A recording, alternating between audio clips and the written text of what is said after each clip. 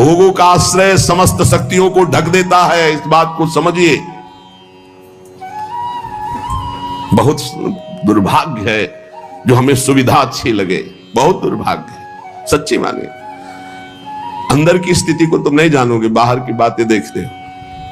बड़ा दुर्भाग्य है जब सुविधा में भजन किया जाए, बड़ा सौभाग्य है जब असुविधा में भजन होता है।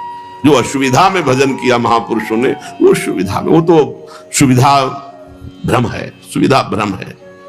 देखो, पूज्य श्री रघुनाथ दास गोस्वामी जी के पिता ने रसोईया, रुपया, सब व्यवस्था, सेवक जन भेजे कि अब जब जगन्नाथपुरी में ही रहेगा बेटा बाबा जी बन के, तो सारी सुविधाएं। अपने आप वैरागी को कोई शिक्षा नहीं देनी होती। एक दो दिन भोग बनाया, महाप्रभु चैतन्य देव को पवाया, फिर कहा कि जब हम भगवत मार्ग में चले तो मेरे प्रभु के द्वारा मेरा भरण पोषण होना चाहिए, ये पिता के द्वारा वैभव का नहीं। वापस कर दिया। और जगन्नाथ जी के सिंहपौर पर जो भिक्षुक जन है उनके बीच में खड़े हो गए। तो भिक्षुक जनों का तो अभ्यास था, दौड़ दौड़ के आगे लेते, वो गंभीरता से खड़े रहते, जब कोई उनकी तरफ देख कर दे देता तो वही पा लेते, ने रात दिन भजन करते। इस वृत्ति को भी ठीक नहीं समझा। फिर एक अन्य क्षेत्र से थोड़ा अन्य, इस वृत्ति को भी सुविधाजनक समझा।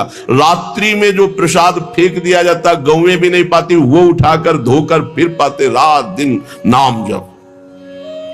महाप्रभु चैतन्य देव जी को जब गोविंद जी के द्वारा पता लगा कि ऐसे रघुनाथ दास जी, तो चुपचाप रात्रि में गए और भोग लगा को पाना ही शुरू किया था कि ऐसे, और कहा इतना स्वादिष्ट अमृत जैसा भोग अकेले अकेले पाता है रघु, मुझको निमंत्रण नहीं दिया। अरे प्रभु आपके लायक नहीं। बोले यही तो अमृत है महाप्रभु।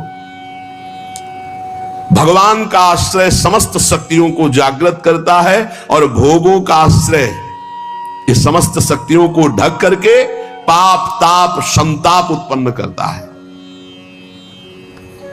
जो भगवान का आश्रय ले लेता है, भगवान उसके सारे दोषों को अपना दोष मान लेते हैं, सारे उसके अपराधों को स्वयं मिटा देते हैं।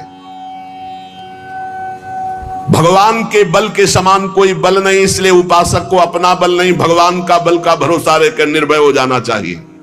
थोड़ी रहनी सुधार लो प्रभु, थोड़ी रहनी सुधार लो, थोड़ा साधारण जीवन जियो तो असाधारण भजन होने लगे। ये सब ठीक नहीं। बाहर सच्ची कहते हैं, दुर्भाग्य समझो जो सुविधाजनक जीवन जीकर भजन करना चाहते हैं, जो साफ सुविधाओं को ठुकरा करके, साफ वैभव है लेकिन बहुत अकिंचन जीवन जीते हैं, बलिहारी उनके जीवन की। भगवान जितनी रचना रचे उसका प्रतिक्षण परिवर्तन हो रहा है और नाश की तरफ जा रही है। शरीर से लेकर जो भी आप देख रहे हो, गोचर जहां लघु मनुजाई, सबका परिवर्तन हो रहा है, सब नाश की तरफ जा रहा है। ये क्षण ध्वंसी है, किसी भी क्षण में नष्ट हो सकता है। जो तुम देख रहे हो सब, यहां का मिलना संतोषजनक नहीं है। यहां व्यक्ति मिल जाना, वस्तु मिल जाना, स्थान मिल जाना, यहां कोई संतोषजनक नहीं, क्षणिक है, दुखद है। श्री भगवान पर विश्वास करके सर्व प्रकार से उनके ऊपर निर्भर होकर जो भजन करता है वो मंगल को प्राप्त होता है। क्षणभंगुर शरीर का क्या पता कब नाश हो जाए। भगवान की इच्छा से जो कुछ है उसी में संतुष्ट रहो। जो तुम्हारे पास है वो दूसरों की धरोहर है, तुम्हारी नहीं है। तुम कम से कम खर्चे में जीवन व्यतीत करो। इस नाट्यशाला में, जगत नाट्यशाला में भगवान के खेल को, सृजन, पालन, संहार, तीन खेल के रहस्य को जान करके खूब नाम जप करो। पता नहीं कल किसका आए कि ना आए। भगवान बहुत समीप है हमारे, उनसे अधिक समीप अन्य कोई भी नहीं है। उनका जितना चिंतन करोगे, उन्हें जितना अपने समीप देखोगे, उतना ही तुम परम सुखी होने लगोगे और भगवान तुम्हें दिखाई देने लगेंगे कि नजदीक है। जब तक अपनी इंद्रियों को वश में नहीं करोगे, मन को वश में नहीं करोगे, तब तक परमात्मा स्थिति नहीं आती। श्री भगवान ने गीता जी में अर्जुन जी से कहा कि जो योग युक्तो विशुद्धात्मा विजितात्मा जितेंद्रियः सर्वभूतात्मा भूतात्मा कुर्वन्नपि न लिप्यते। जिसकी इंद्रियां भजन के प्रभाव से वश में हो गई हैं, जिसका अंतःकरण, मन, बुद्धि, चित्त, अहंकार निर्मल हो गया है, जिसका शरीर पवित्र हो गया है साधन करते करते, शरीर वश में, इंद्रिया वश में, मन वश में, बुद्धि वश में, चित्त वश में, अहम वश में। संपूर्ण प्राणियों के आत्मस्वरूप भाव में जो स्थित है, अब उसको कोई कर्म नहीं बांध सकता। नहीं, हर कर्म जीव को बांधता है। जिसकी इंद्रियां वश में है, जिसका मन वश में है, जिसका शरीर पवित्र हो चुका है, निष्पाप, वो पुरुष कुछ भी जो कर रहा है कभी वो पाप को प्राप्त नहीं होगा। कोई भी कर्म उसे बांध नहीं सकता। इसी को तो जीवन मुक्तता कहते हैं। अब हमको चूकना नहीं चाहिए, बहुत बढ़िया अवसर मिल गया है। शरीर के ढांचे का कुछ पता नहीं है कि ये कब कैसे गिरकर नष्ट हो जाए, कब कौन सा रूप ले ले मृत्यु और हमारे शरीर को नष्ट कर दे। हम बड़ी कामना से बड़े सुंदर सुंदर मनोरथ करते हैं, मकान बनाते हैं, रुपया पैसा जमा करते, खूब खाएंगे, मौज से रहेंगे, और पता नहीं उसमें प्रवेश हो कि ना हो, पता नहीं उसमें कितने दिन रह पाए, क्योंकि इस ढांचे का कोई भरोसा नहीं है, ये कभी भी गिर सकता है। प्रतिक्षण मृत्यु कहीं और दूर नहीं, आपके सिर पर सवार है। ये दिमाग में बैठा लिए, मृत्यु को कहीं दूर से सवारी से नहीं आना, वो आपके सिर पर सवार है।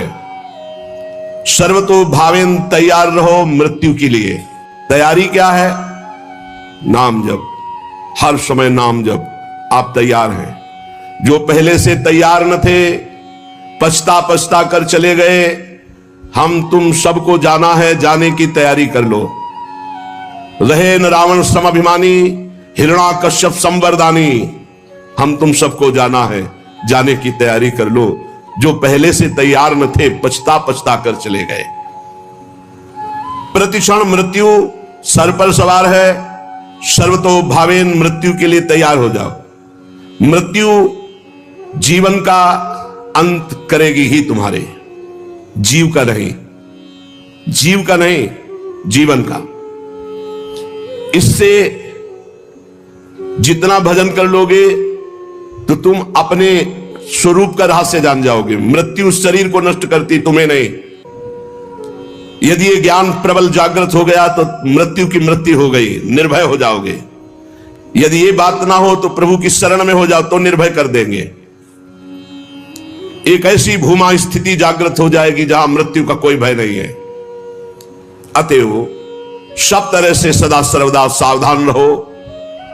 जीवन की एक एक श्वास मृत्यु निकाल रही तुम्हारे पास। जैसे 1,00,000 श्वास है, अब गई तो माइनस होती चली जा रही। 1 साल की श्वासें निकल गई, लोग आनंदित होते हैं, हैप्पी बर्थडे, जन्मदिन में प्रसन्नता प्रकट करते हैं। नहीं, जिसकी रकम कम होती वो शोकित होता जाता है। माल बहुत ऊंचा खरीदना है और रकम वैसे ही कम थी और वो भी खर्चा होती चली जा रही।